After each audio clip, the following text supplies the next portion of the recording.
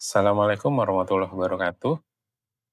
Pada kesempatan kali ini, saya akan sedikit memberikan panduan atau dasar-dasar untuk bagaimana sih mengerjakan tugas bagi mahasiswa yang menjalani rotasi di bagian anestesi RSUD Raden Matahir. Khususnya bagi mahasiswa-mahasiswa karena pada awal itu pasti akan sangat sering untuk bertanya terkait Clinical Science Session atau CSS dan Clinical Report Session atau CRS. Mudah-mudahan dari presentasi ini dapat sedikit menjawab dari pertanyaan mahasiswa yang banyaknya ditanyakan. Why should medical student complete CSS and CRS? Jadi, kenapa sih harus bikin tugas CSS dan CRS? Pertama, yaitu untuk meningkatkan kompetensi pastinya sesuai dengan SKDI. Tugas ini dibuat untuk membantu kalian menguasai pengetahuan analisis dan aplikasi klinis. Selain itu, CS dan CRS mempersiapkan mahasiswa untuk menghadapi kasus di pelayanan primer. Juga bersifat untuk melatih mahasiswa untuk membaca dan mengkaji literatur ilmiah gitu. Sedangkan CSS itu untuk membaca atau mengkaji literatur ilmiah dan CRS itu membiasakan untuk menganalisis kasus secara terstruktur. Tujuannya ya jelas agar terbiasa untuk berpikir kritis dan analitis. CRS juga memberikan simulasi pengalaman dalam pengambilan keputusan klinis. Nanti mahasiswa akan belajar untuk menilai resiko, menentukan diagnosis, dan memberikan rencana tindakan yang tepat sesuai dengan pedoman medis. Kemudian juga untuk bisa menghubungkan antara teori dan praktek. CSS menghubungkan teori dan literatur dengan aplikasi klinis. CRS itu untuk memberikan pengalaman langsung dalam pengelolaan kasus. Jadi teoritis tidak hanya dihafalkan, tapi benar-benar dipraktekkan. Kemudian CRS juga melatih komunikasi ilmiah lewat presentasi. CRS melatih diskusi interaktif, termasuk menjawab pertanyaan supervisor dan rekan sejawat kayak gitu ya, rekan-rekan mahasiswa. Ini penting untuk kalian sebagai dokter, di mana kalian tuh harus juga tidak hanya harus pintar teori, tapi juga harus mampu menjelaskan dan berkomunikasi dengan baik dan jelas.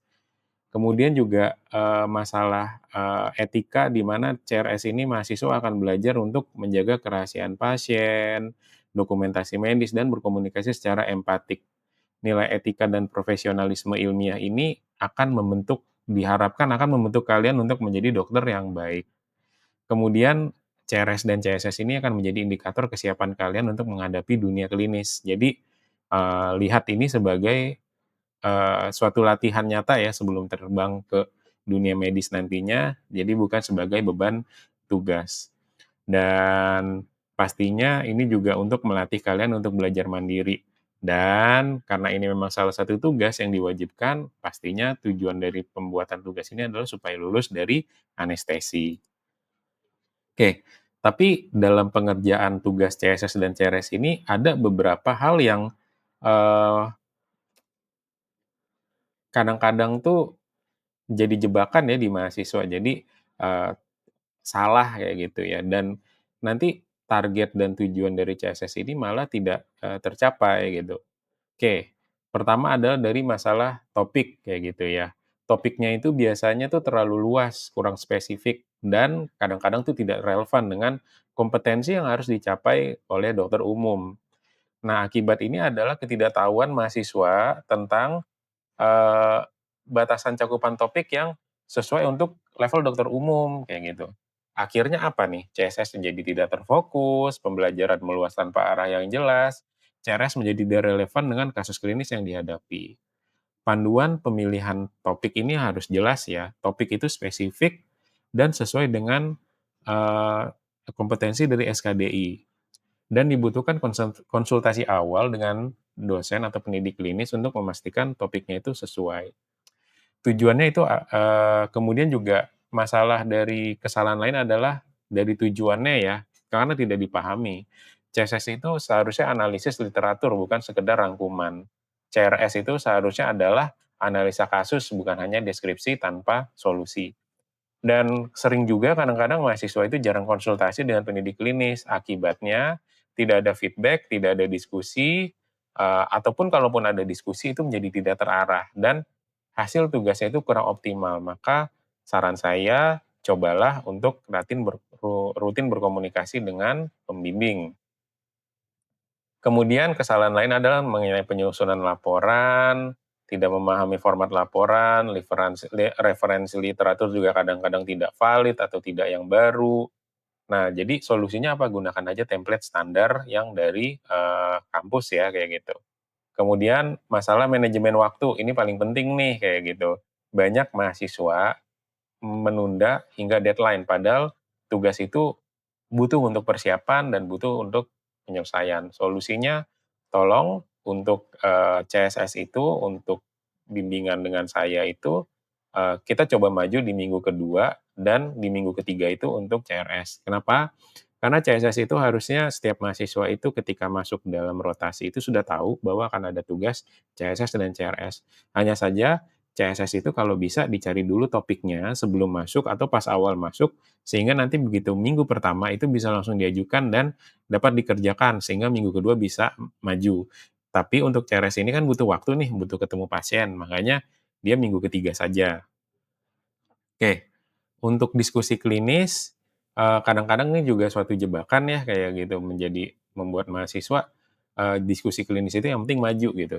Jadi tidak efektif, kenapa? Karena kurang persiapan, atau mungkin supervisornya jangan-jangan juga kurang jelas dari arahannya. Jadi persiapkan presentasi dengan sistematis ya, fokus pada poin utama. Gimana kira-kira, setuju nggak?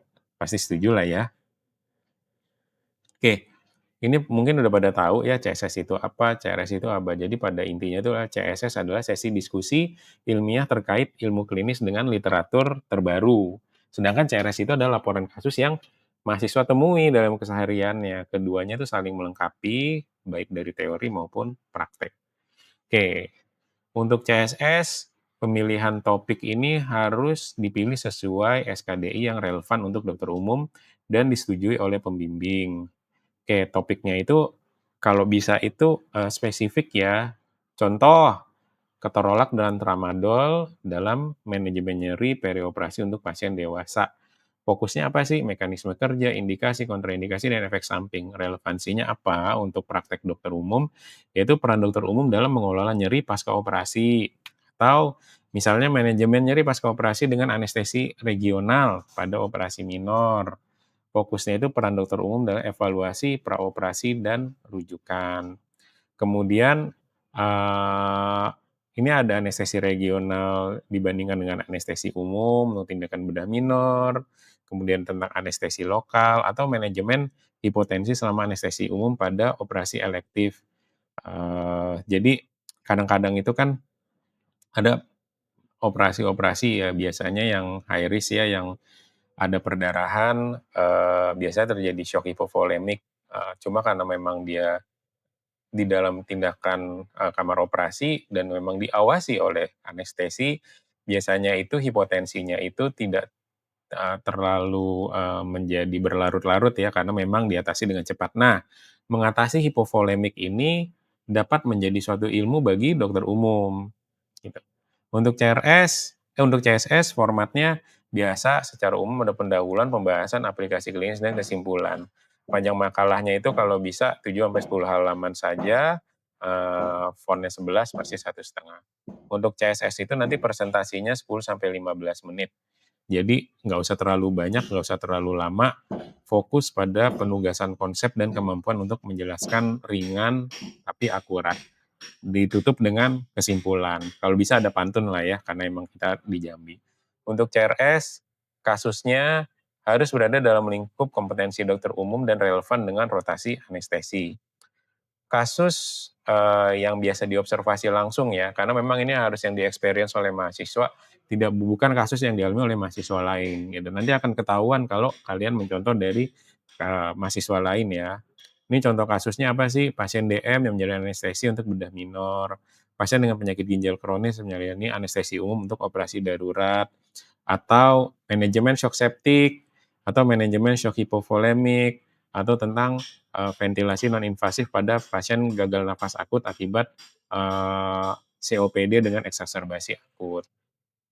Oke, ini juga sama, dari pendahuluan, deskripsi kasus, diskusi, kesimpulan. Nggak usah terlalu panjang, sampai 8 halaman aja, font 11 pasti 1,5. Durasinya cukup 10 menit dalam presentasi, dan harus mencakup hal-hal yang inti yang akan dibahas. Ditutup dengan kesimpulan dan ditutup dengan pantun juga. Oke, untuk CSS ini contoh diskusinya itu anestesi pada pasien diabetes mellitus. Mungkin dari praoperasi, peran dokter umum dalam stabilisasi gula darah sebelum dirujuk ke dokter spesialis dan konseling terkait resiko anestesi.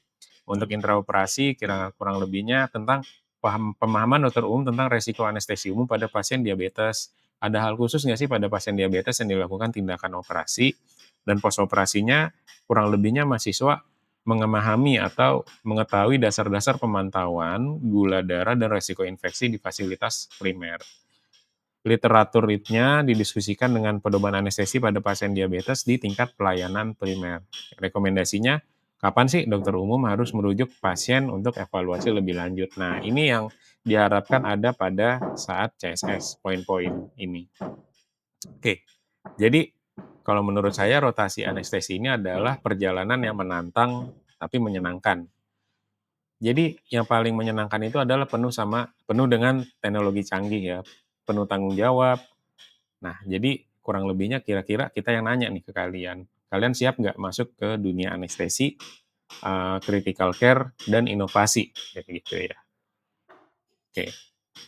Sebagai pantun, ke ruang operasi membawa harapan, bersama tim pasien ditolong segera. CSS dan CRS bukan sekedar tugas tulisan, ini bekal kalian untuk jadi dokter yang luar biasa. Kemudian ke ruang operasi bawa stetoskop. Nyala semangat, jangan redup.